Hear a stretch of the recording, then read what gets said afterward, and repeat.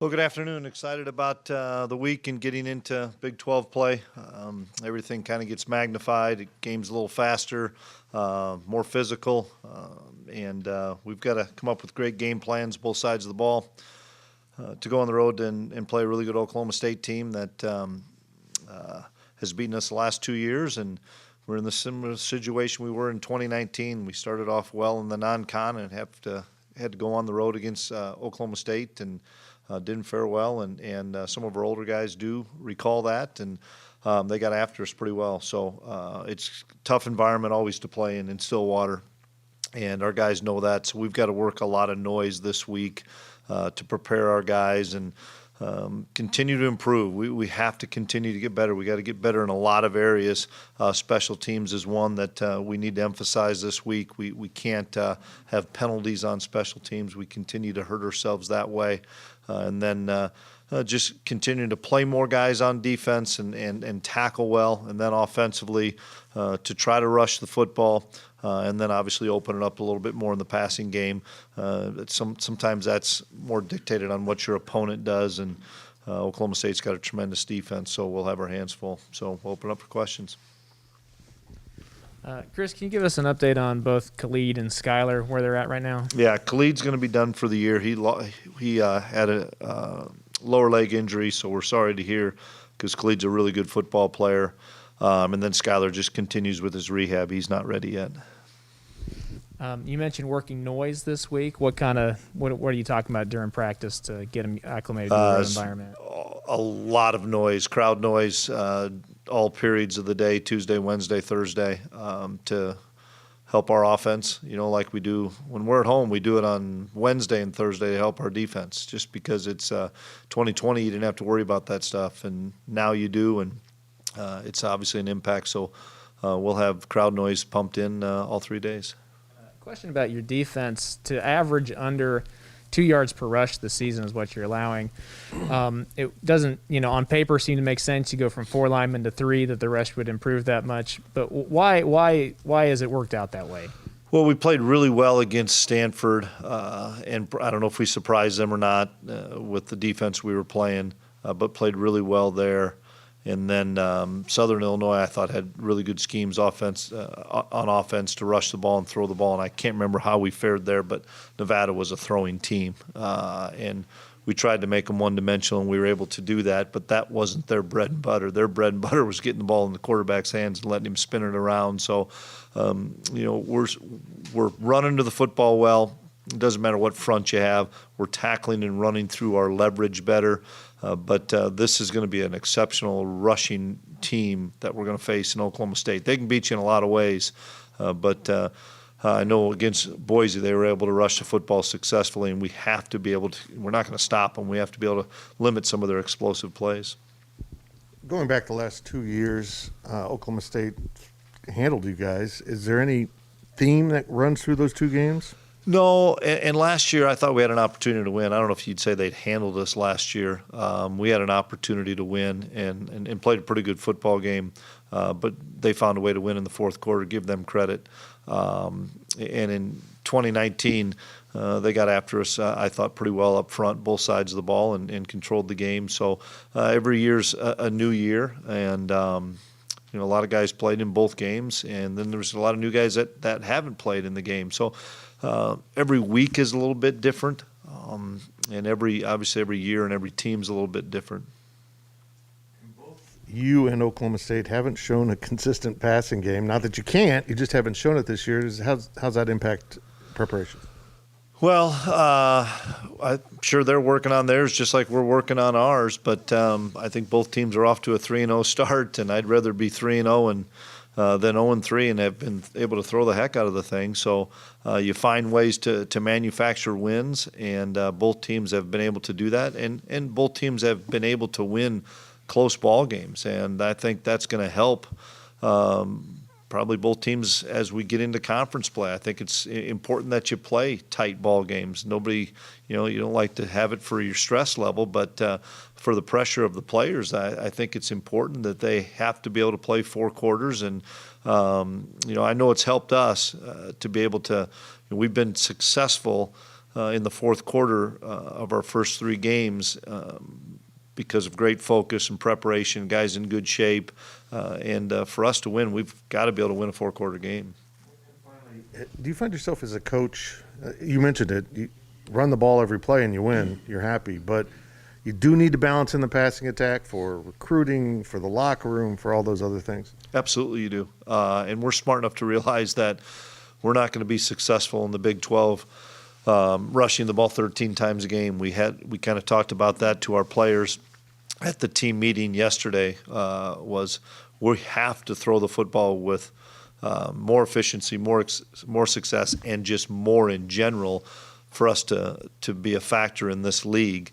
All that being said, last week against Nevada, because of the nature of their offense of going 4 and 5 wides and emptying it out, one of our best defenses was keeping that offense on the sideline. And so the game plan dictated that, plus they were allowing us to rush the football. And, Coach Mess, it's another reason why Coach Mess is coaching the wide receivers as well as calling plays, is he's talking with those wide receivers on a daily basis about what we have to do to continue to improve our passing game. And I know that it's going to be a conscious effort that we make. Last week, obviously, you went in with the plan to use both quarterbacks. Is that going to be the case once again this week? Yeah, it's early in the week. I really haven't had a conversation with Mess and Colin about that specifically, other than I think we saw that both players give us an opportunity to be successful. Both players deserve the opportunity to play. So they're both going to be ready to play without question. And I think our football team knows that both guys can get behind center and help us win. And some of the players after the game on Saturday expressed some frustration with being on ESPN Plus for a third straight week. Do you take it as any kind of slight at all? No, I guess I don't think about that. I heard that as well. You control what you can control, and we have no control over that as a football team and as a coaching staff. So our job is to prepare the guys the best we can to have an opportunity to be successful. Is it in any way a recruiting disadvantage, just having to tell someone if you're going to watch, you'd have to pay? I couldn't tell you that. I don't think so.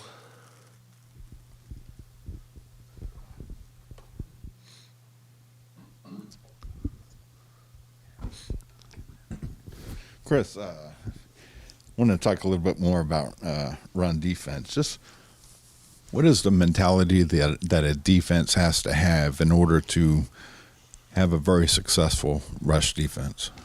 Well, gap integrity is the first thing. Everybody knowing where they fit within the run scheme, whether it's inside run, outside run, quarterback run, ability to get off blocks, and I know that's an area that we are improving on compared to where we've been the last 2 years. Is shedding blocks, and then being sound open field tacklers, having more hats to the football, and knowing where you can miss. And you don't want to miss tackles, but if I miss it to my correct leverage and hit that with some speed, I know that the inside part of the cup or inside part of leverage is coming.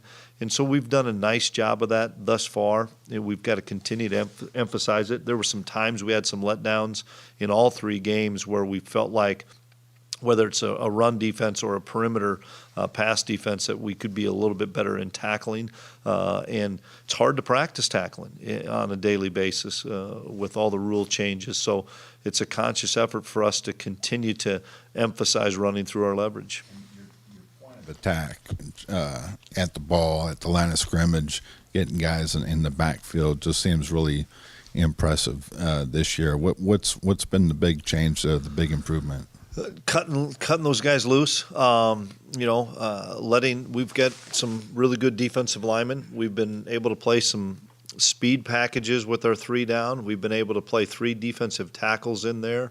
We've had a mixture of both, having guys like Trussell and Felix and Boom out there, as well as, Pick and Huggins and Timmy Horn together. I think keeping fresh bodies out there, the guys knowing that they're going to be fresh because we're rotating guys. I think that's important. And then, just getting off blocks and being disruptive and not reading, but being, aggressive and penetrating. I think that helps. Nate Matlack had his number called in Khalid Duke's absence. How did he respond? Nate did a nice job, and he's another guy that is getting more snaps on a weekly basis. This is probably, he's going to have more snaps, especially in some of our third down packages. And he's ready for that role. He's a tremendous young player that continues to improve. He has a great motor that everybody has seen. We just see him getting so much better with his technique, as well as being strong and physical and really athletic that can run. As on their reverse pass, as soon as the receiver opened his hips, Julius Brents is pointing. How much has that veteran-type savvy benefited your defense this season? Well, all of our guys are communicating better. That's one of the things that we talk about on a daily basis on both sides of the ball is we have to have high-level communication. Physicality and communication have to be at a high level every day, not just on Saturdays. And so we're trying to continue to emphasize that, and just the kids knowing the situation. And we didn't defend it great, but the fact that he knew it was coming and saw it is encouraging. But we gave up 2 explosive plays to an explosive offensive team. One was on a trick play, and the other one, their great receiver hit us down the seam. But I think Mess had us as a 10-5 advantage in how we tabulate explosive plays. And so we won the explosive play battle, and we won the turnover battle, and that's always going to be critical. We need to play error-free football. How do you balance that aggressive play with being assignment sound on a play such as that? Well, you still have your rules and principles, and everybody has a job to do. We missed the contain on the play. That was probably the bigger issue. We missed the contain where we should have had somebody upfield. Regardless, we've still got to keep our eyes in coverage. They kind of high-load us on it, and so good play and good call by those guys. What you've seen out of Oklahoma State, what is it about their defense that makes them tough to go against? Well, they don't give you any easy things. That's probably the one thing that I've noticed in watching them the last couple of years. You've got to work for everything you get, whether it's a 10-yard pass to a 6-yard run. They crowd the line of scrimmage, so to speak, but they don't give up explosive plays. We were able to get them on a couple of plays that we really designed well last year, one on a throw and a couple on a run with Will, but they're just tough because they are disciplined, they're physical, and they're not going to give you like easy access throws and play their corners off at 9 yards and say, okay, we'll give you a quick hitch or something. They're going to make you earn everything that you have, and that's a sign of an aggressive defense. They blitz some, and then they play just some tight quarters, tight man-to-man coverage. And I know it's hard to evaluate in the moment, but now that you've had time to look back at it a little bit, what did you think the offensive line did best against Nevada? Sustain blocks, I guess, more than anything, is sustain blocks and communicate all the blitzes that they were doing, because Nevada was blitzing us an awful lot, and the kids were able to pass off a lot of those blitzes because of communication on the sideline and then communication in play of some of the stunts they were running, and we were able to sustain blocks. And I thought our wide receivers did a really nice job sustaining blocks. We threw some bubble screens that maybe could have been a yard or two, and we hold our blocks a little bit longer, and they're 6 or 7 yards, and moving the chains. And our tight ends and fullbacks, I thought Nick Lenners had one of his best games of blocking, did a great job. And we're going to need that moving forward. We have to be able to sustain blocks by everybody on offense. A lot more snaps for Reggie Stubblefield this past Saturday. Was that a product of just playing more nickel, or is he improving that much? Probably a little bit of both, but the biggest thing is we knew they were going to be in a spread set, and we thought or feel he gives us a better chance to be successful playing as much man coverage as we had to play last week. It was just the type of game for Reggie. On the flip side, he didn't play much against Stanford. It was more Henney and Wayne because it was more multiple tight ends. All of them played somewhat against Southern, and so every week might be a little bit different based on what the offense does. See what you wanted to see out of Hadley Panther in his first action of meaningful football? Did a really nice job. Noah and I talked about him yesterday in the captain's meeting, and Noah was really excited for him. He said he was excited in the huddle, but was calm and under control, and he's going to continue to help us and get more and more meaningful snaps as he becomes comfortable, but he played really physical and did a great job communicating. How much different of a challenge? Obviously, Will got starting experience on the road last year, but going into a full capacity night crowd at Oklahoma State, just how much different will that challenge be for him? Oh, it'll be different for sure. And it'll be a big challenge. And I think the experience of him having a lot of snaps, no question helps. But now we have to, put him in some of those adverse conditions in practice, so that it's a lot of hand signals or however we're going to communicate snapping the football. We've got to do a great job so that he feels comfortable, the O-line feels comfortable.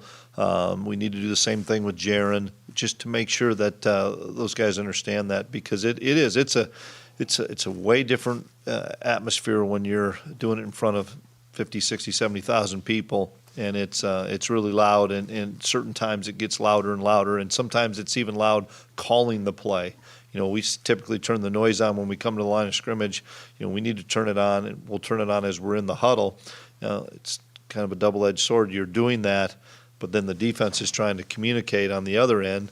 But the previous 2 weeks, we've had it loud for the defense and the offense. So we've dealt with noise the last 3 weeks because we've done it at practice in the stadium, so both teams have to be able to handle it. You obviously have two running backs playing at a pretty high level right now. In an ideal world, would you like to get Jacardia Wright more work? Or Yeah, is that just right and now? we had talked about that a little bit on Sunday. He's another guy that no different than a wide receiver or a tight end of having some catches that we need to get him the football. We need to find some ways to implement him. The other two guys are playing so well, but he had a couple of really good blocks when he was out there, and we're going to need him. And so I know that Coach Anderson and Coach Mess have talked about that within the game plan, but everybody has, when your opportunity comes, I don't care if it's the extra running back to any of our wide receivers or tight ends to a defensive player, when you get an opportunity to play significant snaps, got to make the most of it. After the solid win against Nevada and Oklahoma State, they are coming off a win in which they beat Boise State on the road. They got the win late, and both teams are going into the game with momentum. Just for you, how's exciting it to be a part of a Big 12 opener that has momentum and excitement to come along with it? Well, it's just fun to be a part of starting conference play. We talk about conference play all off season and all preseason about how difficult this league is week in and week out. And so what you try to do leading up to conference play is just prepare your guys and prepare your team as best we can to handle some of the adversity and handle some of the situations that are going to come our way. And the 3 non-conference games, this was a really, really difficult non-conference schedule. 3 teams that are going to win an awful lot of games, and we were fortunate that we found a way each of those Saturdays to be successful. Coach, you mentioned the play of Hadley Panzer. At what level and what determination is it made that what stage of the game that he's inserted? Just what goes into that? Yeah, Coach Riley communicating with the offensive lineman how we're going to do it. It's no different than what we did with Jaron, whether it's the 3rd series, 4th series. Coach Riley kind of goes about that business throughout the week of letting the guys know when they're going to get their reps. We have that at every position. Austin Moore knows when he's going to go in the game and replace Cody Fletcher. Our D-line know what our rotation is. Our corners know what our rotation is. And so all those things kind of take hold during the week so that on Saturday nobody's kind of surprised when they're playing. Did you assess Carver Willis's progress?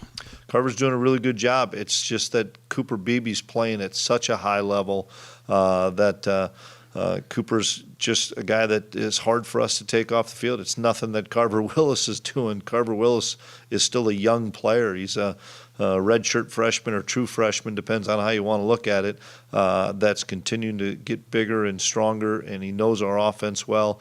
But Cooper Beebe is, in my opinion, an all Big 12 offensive lineman, and so he's a guy that we need to keep in the game.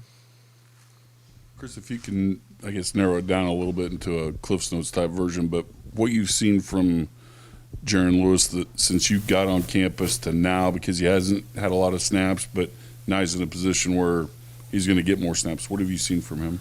Maturity is the first thing, and I think it hit home to him last fall when Will went in the game and when Skylar got hurt. And he's a prideful kid. He's a great person to be around, and he's really smart. And I know at the end of the season or shortly in the off season, he and I had a conversation that he wanted to be in the mix, and he knew he had to probably go about his business a little bit better, and he was going to attack it, and he did. And we saw that in the spring. He got better and better in the spring to where he closed the gap somewhat on Will's experience factor and the fact that Will played in 2020 and Jaron didn't. And then we just saw it in fall camp because we go so much good on good and we rotate guys in and out. We just said, this guy just keeps getting better and he keeps making some big-time plays, whether it's a run or a throw, that when we lost Skylar, we wanted to make sure we were in a position that if something happened to Will, that Jaron was ready to help us. And just so happened that when Skylar got hurt, it was the opportune time for us to say, okay, Jaron, you're going to take some snaps. And he responded really well. And that's the thing. You ask the old linemen, they're like, Coach, it was great. There was no – because you always worry about, is there a change in cadence? Is there a change in how the game operation is? And the offensive lineman said, no, it was really comfortable having both guys in there. And that makes us feel really good as a staff.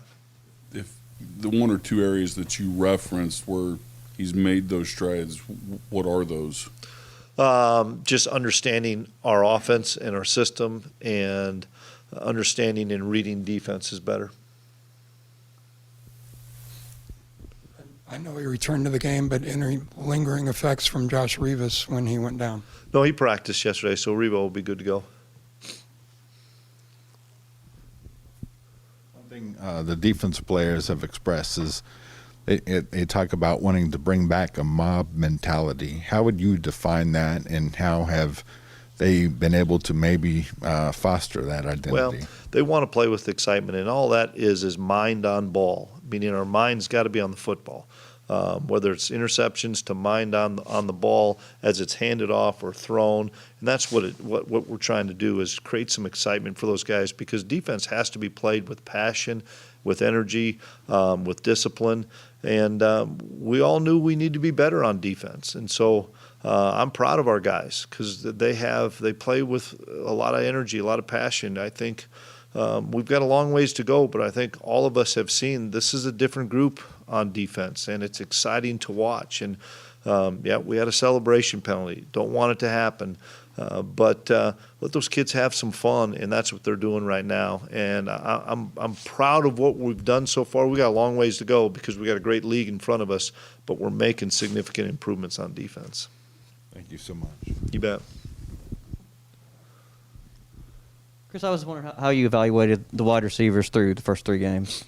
Probably not a great body of work to be able to. It's not on them. I think Phillip and Malik are doing some really good things like we knew they would. And Landry's doing some really good things. We're blocking exceptionally well. We're being selfless in that respect.